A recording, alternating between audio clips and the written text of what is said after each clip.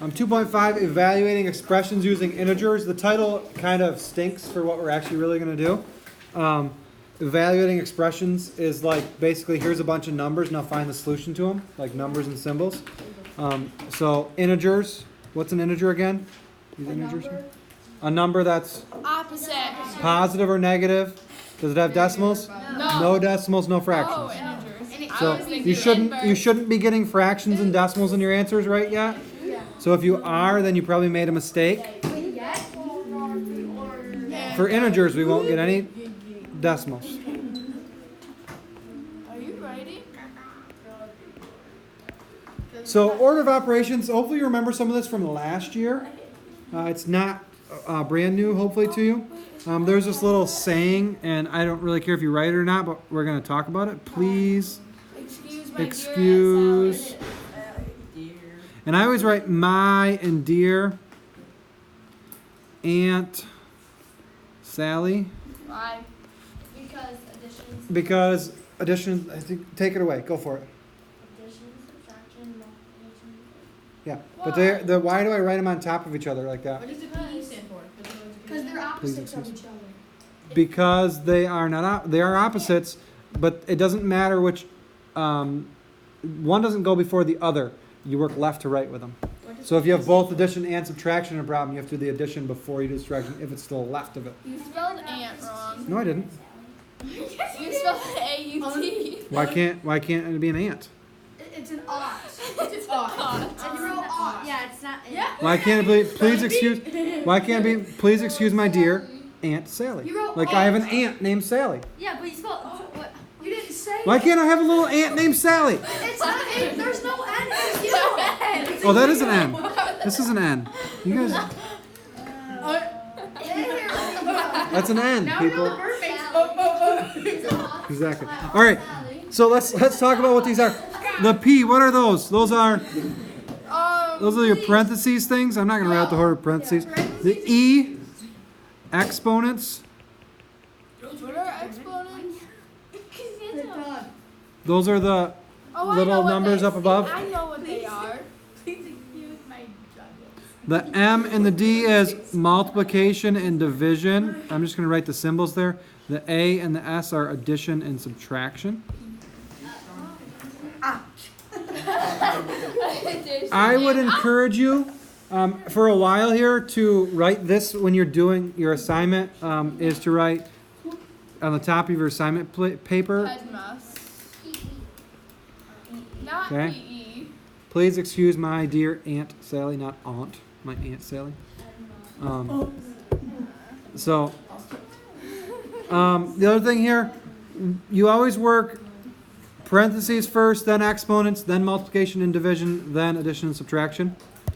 And I guess I'll just write here like when evaluating expressions.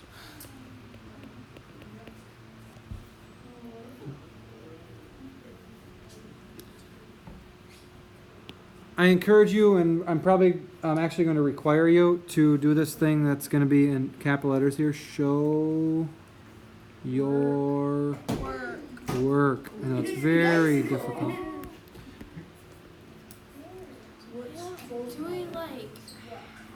Do you have to? Yes. I can't force you, but I promise you you'll get more wrong if you don't. But we get credit if we do it. You get credit if you do it. So, please excuse my dear Aunt Sally. Did you write that already? I did, but I moved the screen, so I wrote it again. Oh. All right, so parentheses. I like to do this. I sometimes write it next to the problem so I can cross things off. Do you have any parentheses in this one?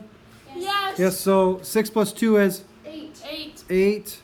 And what does it mean when a number here is right next to, means multiplied? So let's put a dot there. 8 plus 5.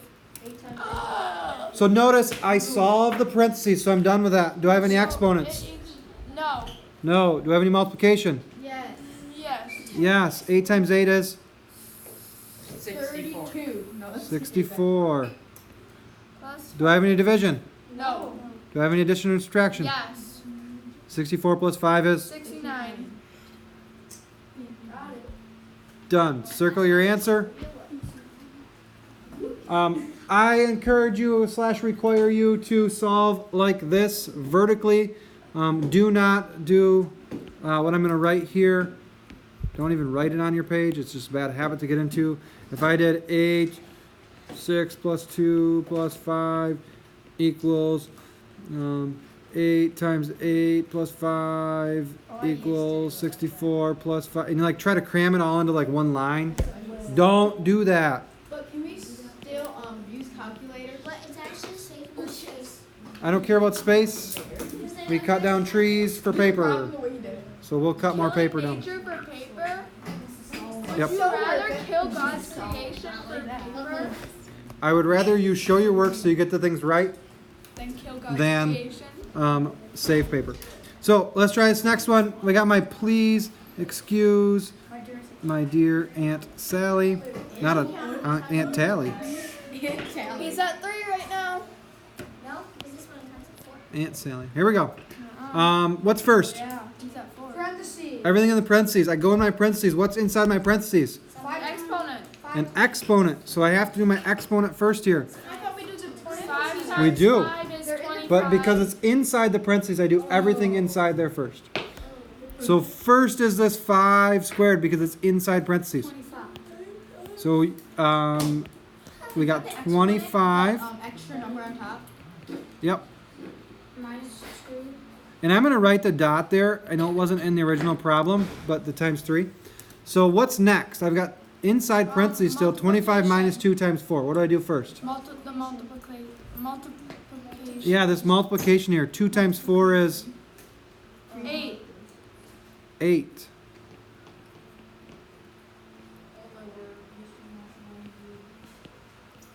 Um, 17. So 25 minus 8, at least says, is 17.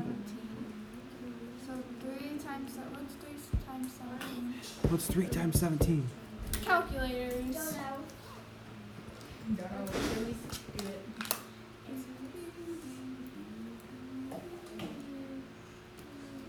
What's 23 51. times 4?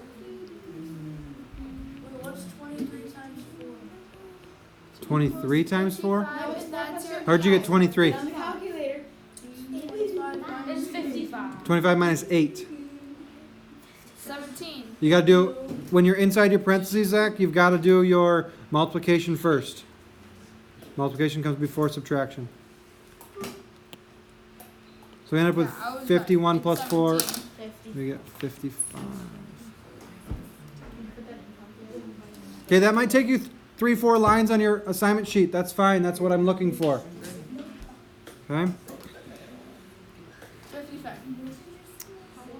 So, distributive property. Distributive property here. What this is saying here is the 5 squared is my 25. Yeah. The next thing I did was this 2 times 4. That's 8. So then you do 25. The next thing I did was 25 minus 8, which is 17. Alright, I did it. The next thing I did was my 3 times 7, which is 51. And the last thing I did was my 4 plus 51. Why do you write 4 plus 3 so many times? Look at that. Yup. Yeah, because You it's have to rewrite the problem. it's coming from my original problem up here, 4 plus 3. So I don't want to lose it. If you don't write it, you'll end up forgetting something, especially when you're like 3 rows down. Okay. Good, Zach? All right. So distributive property. This first part is kind of dumb when it's just numbers, but I'm going to show you how to do it because when we get letters in there, it's going to make way more sense. So it's used when we have a number times a number plus a number, or a number minus a number, or a number times a number minus a There's a number. lot of hashtags. I know. This is big. Okay. So, but it's a lot quicker than writing the word number. So this is what, that's when we use it, when we have a problem like that.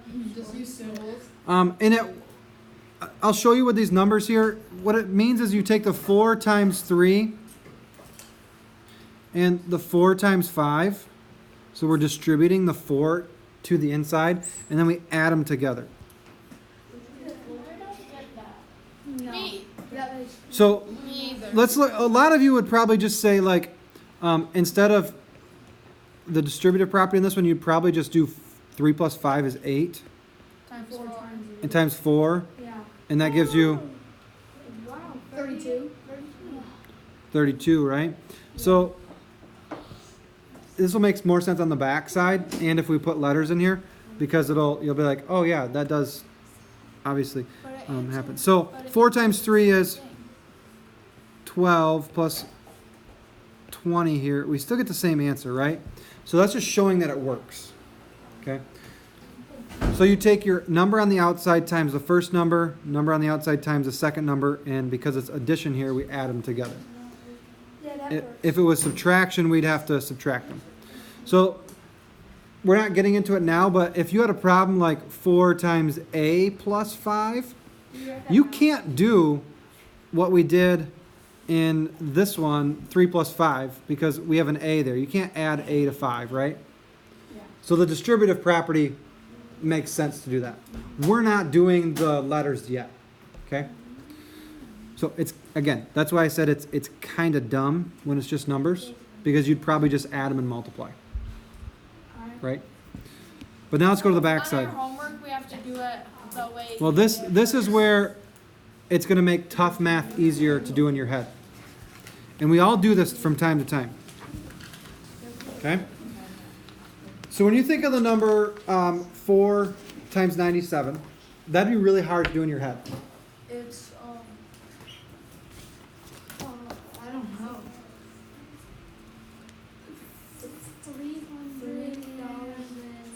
Not 3,000. 300. You're close. Something.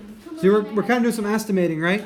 A lot of you, I think, are probably going to do 100 minus 3, because would you agree that 100 minus 3 is 97? Yep. So you could do 97 times 4 on the side over here, and that's 28, and 4 times 9 is 36, so 388, right? We could say, hey, it's 388, but let's do it in our head, not doing all this stuff you learned in elementary school. What's 4 times 100? 400. And here's my minus sign, that comes down. And then what's 4 times 3? 12. 12. So Zach asked the question, where am I getting these numbers from? Yes. So 100 minus 3, Zach, is that the same thing as 97? Yeah. No, it doesn't. So Zach, would you agree that 100 minus 3 is the same thing as 97? Would you agree with that? Okay. So my distributive property then says I can take the number on the outside, multiply it by the first number, get 400. Take the number on the outside, multiply by the second number, get 12. And then subtract them because I got subtraction here. So 400 minus 12 is 388. Now, how many of you would agree addition is easier than subtraction? Yeah. Okay. So I'm going to show you one other way to think about this so you don't have the subtraction. So 4 times 97. Can we not say 4 times 90 plus 7? You can. 97 is the same as 90 plus 7. Would you agree? Yes. Now, 4 times 90 might not be easy for you, but what about 4 times 9? 13. 4 times 9. What's 4 times 9? 13. No, but what's 4 times 9? Oh, time. Times. I don't have 36. 36. And the trick is with this, when you have a 0 here, is you can cover it up and then just add the 0 back on here. So 360. And then what's 4 times 7? 28. That. And then it's So we get 388 again. So each one of those ways we end up with 388. I personally like the addition way because then I don't have to do any subtraction. Yeah. Some of you might like the subtraction way because that's the way you like. You just